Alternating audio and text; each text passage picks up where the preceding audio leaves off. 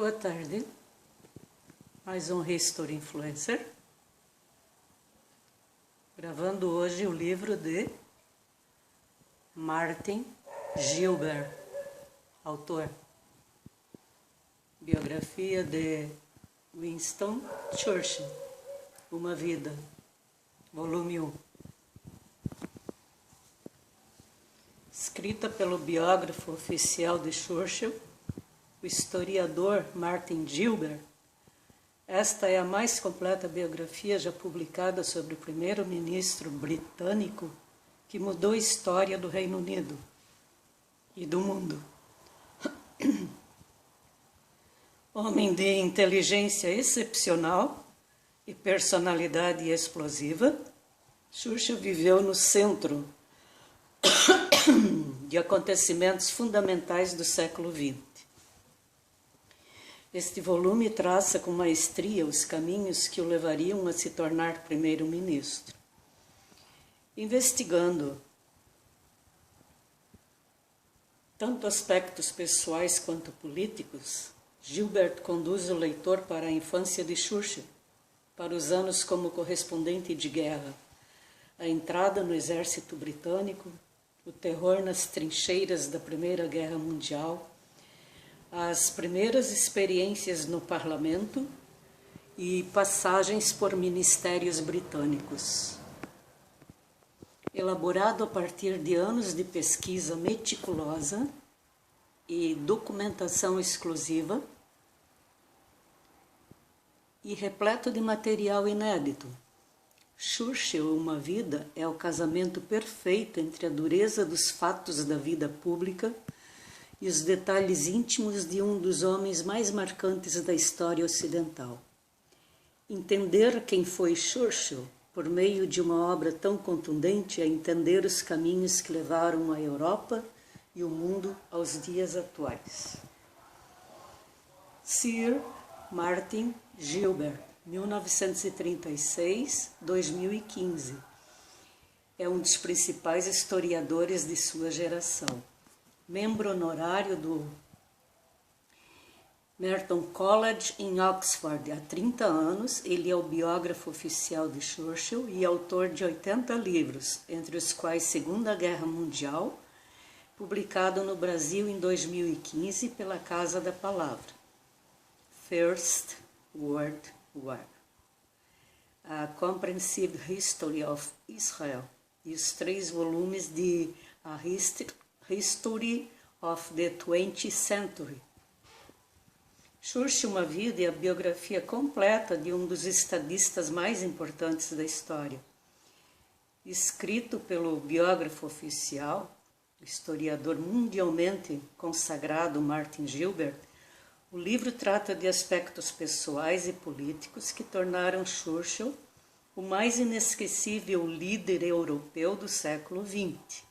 Na primeira parte, o autor desfaz muitos mitos dos primeiros anos de Churchill e revela as origens de sua longa carreira, fosse em sua infância, em meio à nobreza, fosse nas trincheiras da Primeira Guerra Mundial ou no parlamento. Fica claro que a genialidade de Churchill se revela a cada passo que o transformaria no amado e temido estadista britânico.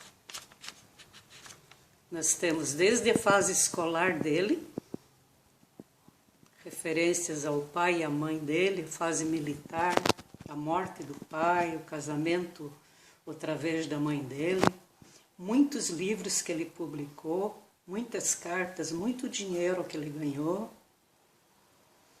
E nos discursos, os comentários sobre a linguagem de Churchill é que ele era pomposo e impertinente, simplesmente escandaloso, linguagem violenta e inconveniente, linguagem amarga e venenosa, mas isto no início.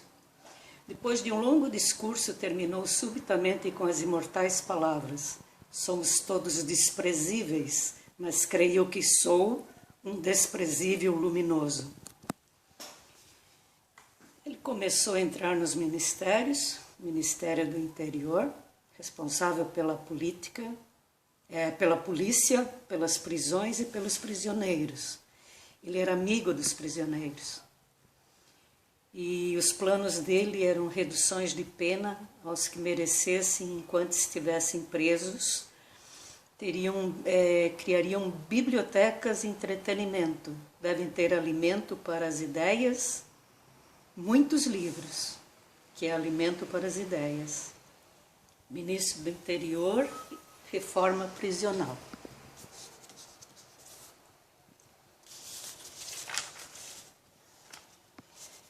Na página 317,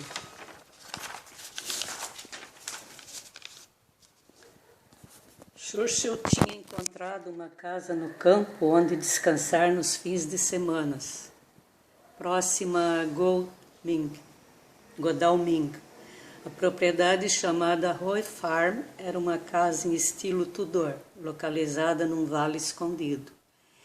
É realmente um lugar encantador, com um jardim que refugie com as joias do verão, escreveu ele ao irmão. Vivemos com grande simplicidade, mas com todo o conforto que queremos.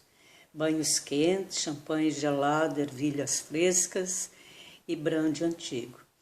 Num final de semana, sua cunhada Lady Gwendoline armou seu cavalete de pintura em Roy Farm. Churchill ficou intrigado e ela, ao ver que ele a observava, pensou se não seria possível atenuar a depressão do cunhado, encorajando-o a arriscar-se na pintura. Ela sugeriu que ele experimentasse pintar com as aquarelas de seus filhos e ensinou-lhe o essencial. À medida que se concentrava na tela, Churchill sentiu suas preocupações evaporarem. Tinha encontrado um escape para a tensão e a depressão. Uma semana depois, Churchill convidou Hazel Lavery, pintora e esposa do pintor Sir John Lavery, para uma visita a Roy Farm. Quando ela chegou, Churchill já estava sentado em frente ao cavalete que havia comprado naquela semana, juntamente com tintas a óleo, paletas, terebentina e pincéis. Queria pintar a cena de fronte da casa, com o caminho, o lago, as moitas, as árvores e o céu. Mais tarde recordaria que sua visitante desceu do carro e, ao vê-lo junto à tela, exclamou: "Pintura, mas por que hesita?"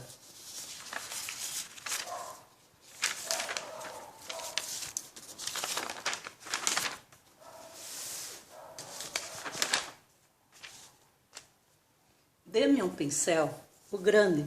E então lembraria Churchill, mergulhou na terebentina, sujou no azul e no branco, formando manchas brilhantes na paleta, que continua assim hoje, e deu várias pinceladas largas e golpes de azul numa tela absolutamente submissa. Era evidente que ela não reagiria. Nenhum destino vingou essa atrevida violência. Lady Lavery tinha feito bem seu trabalho. A tela olhava impotente para mim, escreveu Churchill. O feitiço fora quebrado. As inibições desapareceram. Peguei o maior pincel e caí sobre minha vítima numa fúria enlouquecida. Nunca mais tive medo de uma tela.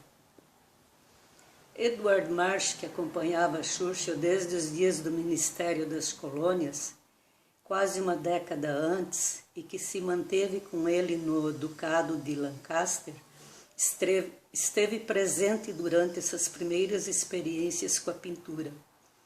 Esse novo entusiasmo, relataria mais tarde, era uma distração que trouxe certo alívio à sua frustração.